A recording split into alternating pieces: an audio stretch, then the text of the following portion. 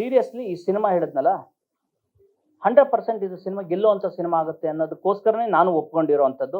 ಸುಮ್ಮನೆ ಆಗಿ ನಾನು ಕಥೆನ ಕೇಳಿದಾಗಲೇ ಕೂಡ ಯಾವಾಗಲೂ ಏನು ಗೊತ್ತಾ, ನಾವೇ ಮೊದಲನೇ ಆಡಿಯನ್ಸ್. ನಾನು ಅಡುಗೆ ಮಾಡಿರೋಂಥದ್ದು ಹೇಳಿದ್ರಲ್ಲ ಆವಾಗಲೇ, ನಮಗೆ ಫಸ್ಟ್ ಇಷ್ಟ ಆಗಬೇಕು ಅಂತ. ನನಗೆ ಇಷ್ಟ ಆಗಿಲ್ಲ ಅಂದರೆ ಇನ್ನು ಉಳಿದವ್ರಿಗೆ ಹೇಗೆ ಇಷ್ಟ ಆಗುತ್ತೆ ಅಂತ. ಫಸ್ಟ್ ಕತೆ ಕೇಳ್ತಾ ಇದ್ದಾಗೆ ನನಗೆ ಅನಿಸಿರೋದೇ, ಇಲ್ಲ ಇದೊಂದು ಒಳ್ಳೆ ಸಿನಿಮಾ ಆಗುತ್ತೆ, ಇದು ಖಂಡಿತವಾಗೂ ಇದನ್ನು ಕರೆಕ್ಟಾಗಿ ಎಲ್ಲ ಬಿದ್ದರೆ ಇದಕ್ಕೆ ಒಳ್ಳೆ ಸಿನಿಮಾ ಆಗುತ್ತೆ ಅಂತ. ನಾನು ಹೇಳೋದು ಯಾವ ಸಿನಿಮಾ ಆಗದಿರೋದು extraordinary super duper mega blockbuster ಆ ಥರ ಅಲ್ಲ. ಒಂದು ಎಂಟರ್ಟೈನಿಂಗ್ ಸಿನಿಮಾ, ಒಂದು ಕಮರ್ಷಿಯಲ್ ಸಿನಿಮಾ ಏನಾಗಬೇಕು ಆ ಸಿನಿಮಾ ಇದು ತಗೊಳುತ್ತೆ. ಹಾಗಂತೇಳಿ ನೀವು ಅಂತ ಕೇಳಿರ್ಬೋದು, ಈಗ ನಂಬರ್ ಆಫ್ ಶಾರ್ಟ್ಸು ಇನ್ನೊಂದು ಹಾಗೆ ಹೀಗೆ ಎಲ್ಲ ತೆಗೆದು ಆಮೇಲೆ ಎಡಿಟಿಂಗ್ ಟೇಬಲ್ ಅಲ್ಲಿ ಅದ್ರಲ್ಲಿ ಎಷ್ಟು ಬೇಕು ಒಂದು 150 ಶಾರ್ಟ್ ತಗೊಬಂದು ಅದ್ರಲ್ಲಿ 5 ಶಾರ್ಟ್ ಹಾಕಿ 6 ಶಾರ್ಟ್ ಹಾಕಿ ಆ ಥರದ್ದಲ್ಲ.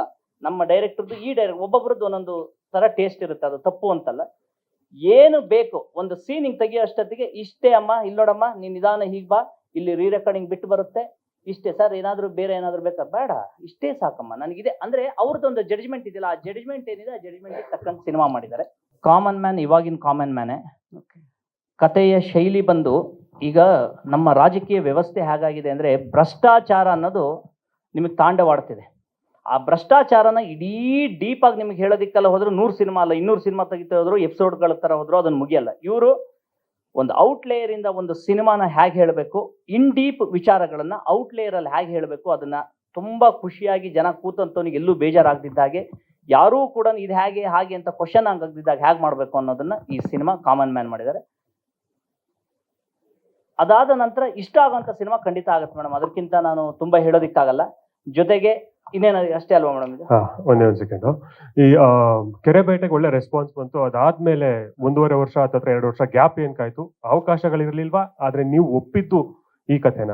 ಇಲ್ಲ ಸರ್, ನನಗೆ ಯಾವಾಗಲೂ ಏನು ಗೊತ್ತೆ, ಯಾವ್ದಾದ್ರು ಒಂದು ಕತೆ ಕೇಳ್ತಿದ್ದಾಗ ಪಟ್ಟನ ಒಂದ್ಸರಿ ಸ್ಪಾರ್ಕ್ ಆಗೋಗುತ್ತೆ. ಅವಕಾಶ ನೀವು ಹೇಳಿದ್ರಲ್ಲ ಆ ಥರ ನಮಗೆ ಈ ಸಕ್ಸಸ್ ಅನ್ನೋದು ಹೇಗಾಗುತ್ತೆ ಗೊತ್ತಾ, ನಿಮಗೆ ಹೋನ ಥರ ಸಕ್ಸಸ್ ಆದಾಗ ನಿಮ್ಗೆ 10 ಅವಕಾಶಗಳು ಎಲ್ಲಾ ಕಡೆಯಿಂದ ದೊಡ್ಡ ದೊಡ್ಡ ಮಟ್ಟದಲ್ಲಿ ಬರುತ್ತೆ. ನಮ್ಮ ಸಕ್ಸಸ್ಗಳು ಆ ಕಡೆನೂ ಇಲ್ಲ ಈ ಕಡೆನೂ ಇಲ್ಲ, ಒಂಥರ ಮಧ್ಯದಲ್ಲಿ ಈ ತ್ರಿಶಂಕು ಸ್ಥಿತಿ.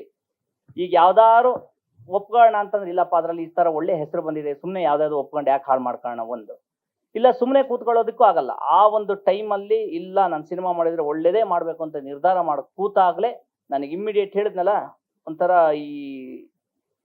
ನನಗೆ ಒಂಥರ ಈ ಕನ್ಸಿದ್ದಾಗರೆ ಇಮಿಡಿಯೇಟ್ ಆಗಿ ಬಂದ್ರು, ನನಗೆ ಇಷ್ಟ ಆಗೋಂಥ ಕತೆ ಕೇಳಿದೆ, ಇಮಿಡಿಯೇಟ್ ಅಡ್ವಾನ್ಸ್ ಮಾಡಿದ್ರು, ಇಂಥ ದಿವಸದಿಂದ ಶೂಟಿಂಗ್ ಅಂತ ಹೇಳಿದ್ರು, ನೋಡಿದ್ರೆ ಜೂನಿಗೆ ರಿಲೀಸ್ ಅಂತ ಹೇಳಿದ್ರು, ಅವಾಗಲೇ ಹೇಳಿದ್ರು ಜೂನ್ ಅಂತಾರೆ. 5-6 ತಿಂಗಳಲ್ಲಿ ಇಷ್ಟೆಲ್ಲ ಒಂದು ಇರೋಂಥ ಪ್ರೊಸೆಸ್ ಮುಗಿದೋಗ್ತಾ ಇದೆ.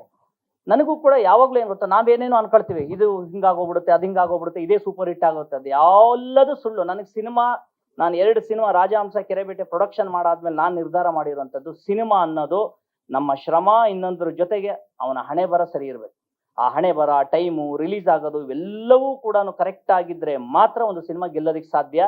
ವರ್ಷಕ್ಕೆ 250-300 ಸಿನಿಮಾ ಬರುತ್ತಲ್ಲ ಸರ್, ಅದ್ರಲ್ಲಿ ಹಂಗಾಗಿ ಎಲ್ಲ ಒಂದು 5-6 ಹಿಟ್ ಆಗುತ್ತೆ. ಹಂಗಾದ್ರೆ 195ರಿಂದ ಉಳಿದಂಥ ಸಿನಿಮಾಗಳೆಲ್ಲ ಕೆಟ್ಟ ಸಿನಿಮಾಗಳ, ಚೆನ್ನಾಗಿರಲ್ವಾ? ಒಳ್ಳೇದು ಇರುತ್ತೆ ಅವನ ಟೈಮ್. ಯಾಕೆಂದ್ರೆ ಬೇರೆ ಬೇರೆ ಬಿಸ್ನೆಸ್ಗಳಲ್ಲಿ ಯಾವುದೋ ಒಬ್ಬನು ಮೇಲ್ಗಡೆ ಡಿಪೆಂಡ್ ಆಗಿ ಕ್ಯಾಲ್ಕುಲೇಷನ್ ಅಲ್ಲಿ ಕೆಲಸಗಳು ಮುಗ್ದೋಗುತ್ತೆ. ಸಿನಿಮಾ ಹಾಗಲ್ಲ, ಸಿನಿಮಾ ಅದ್ಭುತವಾಗಿ ಮಾಡಿದ್ರು, ಟೈಮು, ಇನ್ನೊಂದು ರಿಲೀಸು, ಡೈರೆಕ್ಟ್ರು, ಪ್ರೊಡ್ಯೂಸರು, ಕತೆ, ಫೈನಲ್ ಆಗಿ ನಾವು ಅನ್ಕೊಂಡಿರೋದು ಅಲ್ಲಿ ಎಕ್ಸಿಕ್ಯೂಟ್ ಆಗೋಂಥದ್ದು, ಅದಕ್ಕೆ ಕರೆಕ್ಟ್ ಆದಂಥ ಪಾತ್ರಗಳು ತುಂಬೋರು, ಜೀವ ತುಂಬೋರು, ಇವರೆಲ್ಲರೂ ಸೇರಿದಾಗಲೇ ಒಂದು ಸಿನಿಮಾ ಆಗೋದು.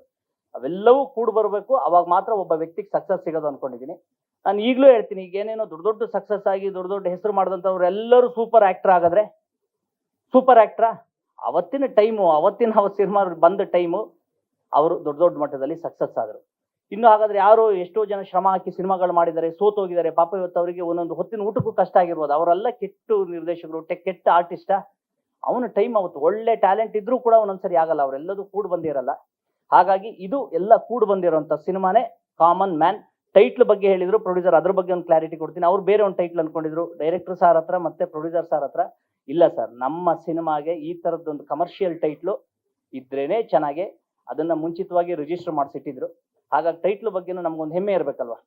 ನಮ್ಮ ಸಿನಿಮಾ ಟೈಟ್ಲ್ ಏನು ಅಂತಂದ್ರೆ ಆ ಒಂದು ಗತ್ತಿದೆ ಈ ಟೈಟ್ಲಲ್ಲಿ.